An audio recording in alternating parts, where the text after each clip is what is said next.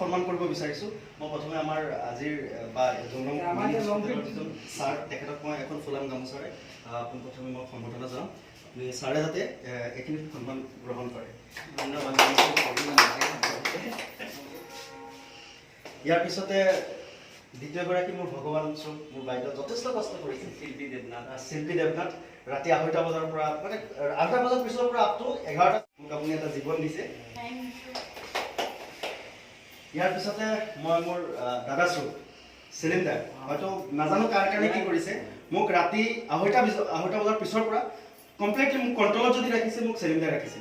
মই তেখেতকো এই চেগতে মই ইয়াৰ পিছতে আমাৰ দাদা 108ৰ আমিনুল হুছেইন তেখেতে কিন্তু যথেষ্ট কষ্ট কৰিছে আৰু তেখেতে কালি হয়তো অনুভৱ কৰিছিলে খেলত গৈছিলে মই যদি এবাৰ কমেণ্ট্ৰি কৰোঁ আকৌ আহোঁ সেই মুহূৰ্তত মই আহি ছাৰৰ লগত কথা পাতোঁ যে ছাৰে মোক ইনষ্ট্ৰাকশ্যনখিনি দি আছিল। সেই চেগতে মই আপোনাকো জনাবলৈ পাই মোৰ খুবেই ভাল লাগিছে।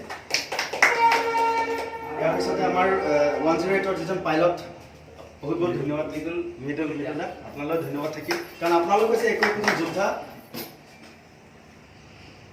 ইয়াৰ পিছতে আমাৰ আন এজন সহকাৰী সঞ্জীৱ কুমাৰ দা।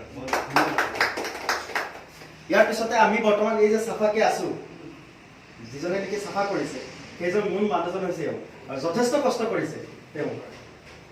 ভিতৰৰ অলপ কথা আছে সেইখিনি মই নকওঁ সেইখিনি কৰি পেলাই মোক বান্ধি পেলাই নিদিছে যিখিনি কোনেও নকৰে কিন্তু সেই চেগতে মই তেওঁক এই গামোচাৰে সৰু বুলি নকওঁ কিন্তু একদম সন্মান কৰিছোঁ। মোৰ দাদা স্বৰূপ ৰাজা দা আমাৰ ৰাজা দা যিখিনি খুব চিলাই কাটা মেলা কৰি থাকে আপোনালোকে বহুত কষ্ট কৰে।